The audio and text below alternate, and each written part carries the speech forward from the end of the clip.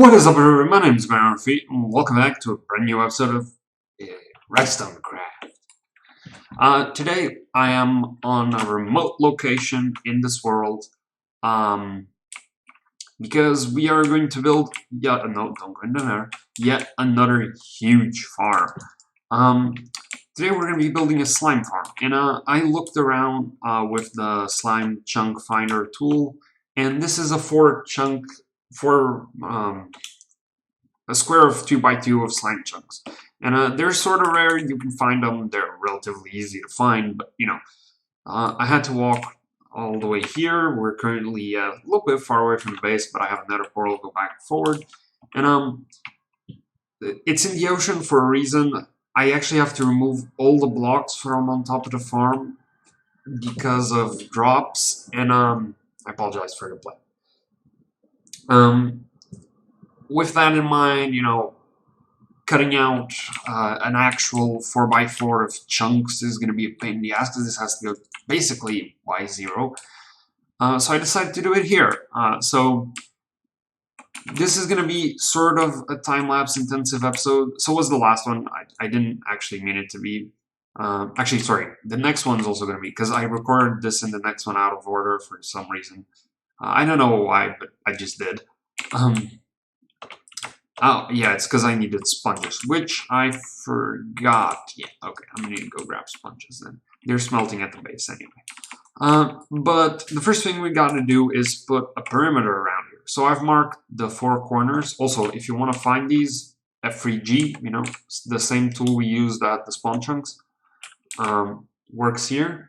And all you guys have to do afterwards is just go around and place sand all the way around this, and once this is done, this is going to take a while. What we're going to do is we're going to have 5x5s. So do I have any other blocks here? I have wood. Okay, that's fine.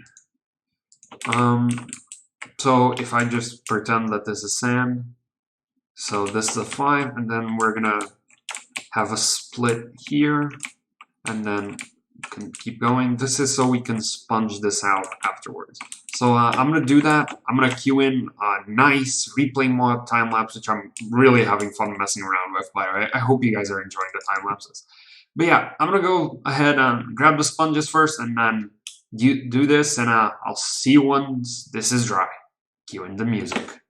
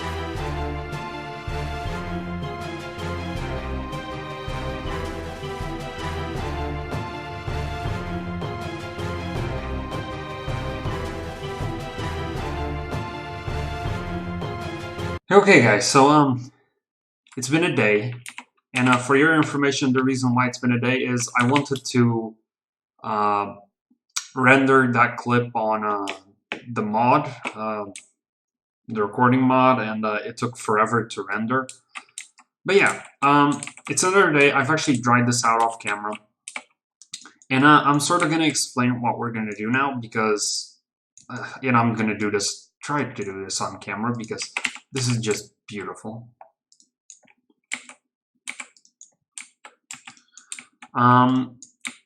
So yeah, what happened is my, so the mod, oh god, wait, oh right, I mined the outside wall by mistake, that's why.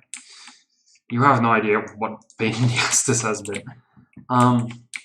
Anyway, yeah, the mod errored out while it was rendering the video, and it decided just to not function, and that led me to having to sadly re-render the time-lapse, and that took 5 hours, give or take. It was a mess. Anyway, now it's rendered, and I'm here recording the next clip. However, that time-lapse didn't end up being very big. It took me over an hour to place down the sand. It's taken me another morning to dry this out, mostly because I don't have that many sponges. I need to get more. I need to raid more temples. But yeah, we're gonna remove this sand here and start digging down to bedrock level. And I'm gonna do that off camera. I'm just gonna go ahead and dig this stuff up. I don't even have a beacon, so this is gonna be a pain in the ass. Okay, there comes the water again. Yep, there it is. See? Just had to wait for it. So yeah, I'm gonna remove the sand and I'm gonna start digging down, and once we're there, I'll come back so I can explain to you guys sort of how the farm works, because it's a very easy design. It takes advantage of the fact that slimes attack iron golems, and that makes it so we can attract the slimes to fall into a pit. And then it kills it with magma blocks, and once they're dead with magma blocks, their items are picked up by hopper minecarts below. Okay. Oh, God, for Christ's sake. Okay, I'm gonna get this finished and I'll be right back.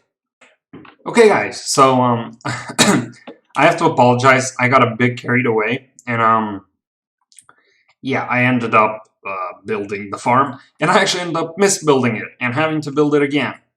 But, and, yeah. For that, I didn't really record myself building it. It's also pretty boring because the farm doesn't have any tricky components. It's just a boring build. But since I want to show you guys me building it, I'm going to cue in a time lapse on the top left corner right about now. Okay, so now that our time lapse is queued in, let me explain 2 little quirks before we get into the actual design of the farm. The first one is related to its size. You see this has 2 blocks outside the chunk, and the first time I built it with the walls here, and that's a mistake. The walls have to be here. So yeah, pay attention to that. And the second quirk has to do with me using, let me get a stone block, me using full blocks here. Now, you can't actually do that because slimes can bug spawn on top of these blocks here. So if I was to replace these, it's a weird bug with this version. I see it at spawn with my design for the holding chambers for the iron columns. So yeah, make sure you use only glass, that way slimes will not spawn. So, now that that's out of the way, let's focus on the build. The first thing you need to know is that there are 13 blocks from that end to here. So this platform's 13 wide, and in here you have 2 blocks and 1 block, and that's the center of the chunk. Well, the corner of the chunk, to be honest, the center of the farm. So yeah, 4, and then 13, and then the wall. The last block on every single one of these platforms is a trapdoor, iron trapdoors, because mobs can't spawn on them, okay? And that makes it so no slime spawns in bugged with this class, and yeah, that's really good. Now, the platform itself is, the top one is at Y31, and the bottom one is at Y2. Actually, I don't know if it's Y2, it's Why 7? So this is the second block above the highest bedrock level, because there is no bedrock breaking in this farm. Ilmango does have a design with one, so if you guys want to check that out, feel free to. It's probably incredible. This farm is also already obscene with the amount of slimes it produces. But yeah, you replicate this platform a couple of times, and then you have to build this column here in the middle. So as I said, this is 13 blocks, so then there's a 4 block well, counting the center, you have 4 blocks where they can fall. And this is also covered. This has to do with spawning rates, so yeah, make sure you have that covered there. In addition to this, you're going to have to build a pillar with fences. To do that, it's very simple. Let me get a block to actually demonstrate it to you guys. This is the floor, imagine. Then put a fence and a trap. A fence, like 4x4 fences. In the middle, also elevated, may I add, as you can see. You put 2x2 of trapdoors, and then an iron golem on top. Then you add another fence on top of that, so he can't escape. And another fence up here, so it's a roof. In addition to that, if you're building up, you also have a fence here where the ground would be.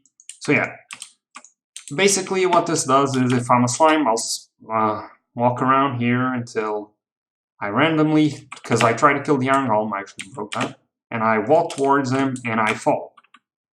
And this is replicated 5 times, I think. 1, 2, 3, 4, 5. Yeah, there we go. For all the platforms. And that basically is how you get the magma blocks down, I looked at magma. The slimes down here. In addition to this, and the last little quirk of the top area is the torches. I'm just gonna F1 this. This is the exact configuration of torches on all sides, and it's how you make this unspawnable with the least amount of spawning spaces, well, messed up. So yeah, you can just take a good look at that and see how it's done. Now, with that done, let's come back down here and talk about the bottom layer, because this one has some quirks. As you can see, there are a lot of minecarts hopping around, and the reason for that is, well, these minecarts catch the blocks that are dropped on top of these magmas. But, okay, and how big is this? Very simple. 2 blocks bigger than these drop chutes, which we talked about were 4 blocks from the center, including the center block. And yeah, below it, you just have to put minecarts, hopper minecarts in a rail system. I didn't hook mine up like this, but you can do it like that if you want to. And yeah, then you can do that one stop for some reason. Pull it all the way out of the farm and into this little system. And this little system is actually the only redstone mechanic in the entire farm. Everything else is spawning mechanics. So yeah, this is the only actual redstone. So let's go down here for you guys to see it. This is a hopper minecart unloader. Basically what it does is it unloads the items of a hopper minecraft, puts it in the dropper, and makes it the dropper, well, drop them. How the system is built, you can just take a quick look here, just so you can see. And there we go. And now I'm going to explain it. Basically, a minecart hopper is put on this block, and if it has items, it will be stopped here. Let me try and do this, for example. Load you up and send you up there. There you go, it's stopped. Now the items are flowing through into the dropper and activating this system. When there's a single item on the hopper, it will activate this comparator, turn off this torch, turn on this torch, and turn on this clock. This is an observer clock, which will, in theory, in its place, I'm sorry, not in, oh god, not in theory, in its place will, oh, the face is that way, there we go. Power this comparator and power this dropper, making the slime blocks drop. So that's pretty easy. The other part of the system is what holds the minecart in place. Basically, you have this torch. When it turns off, this block will be empowered, and this repeater will also be empowered, stopping the minecart. And yeah, that's basically how the redstone works. Then you add a water flow down here and bring it all to your chest room, where you can just stand here and get the drops if you really want. Actually, you can't because that affects the spawns, but whatever. Yeah, that's basically the system. It's actually really easy, really simple, and really productive. There is, however, one last thing, and that's this AFK platform, which, if you build the farm this down, which you should because slime chunks are vertical, be careful. We are going all the way up to Y, I don't even know what. Hi, there we go. Y131, so that's exactly 100 blocks on top. And if you put 100 blocks on top of it, you can also see Ilmango has a perimeter dug out. This makes it so the farm has the highest efficiency possible, and you can already see the slime spawning. With this efficiency, only the slime farm will be loaded. But obviously we don't have this perimeter on our server, nor will we have it, at least in any conceivable amount of time. I don't intend to dig this out. But yeah, that's pretty cool. If you want to build a perimeter and get the size for the perimeter, feel free to come and download this world. It's going to be in the description of Ilmango's video, which I have linked. He also explains that a lot better than I do, so yeah, make sure you guys check it out, because honestly, the guy's a genius. And yeah, that basically sums up our slime farm. I AFK'd overnight yesterday, and it produced over an inventory of slime blocks. I'm not joking. It's stupid, and I don't even have the perimeter, so imagine if I did. Anyway, that's it for today, folks. I hope you enjoyed. If you did, make sure to hit the like button, subscribe to the channel. That's it for today, folks. I'm out. Peace.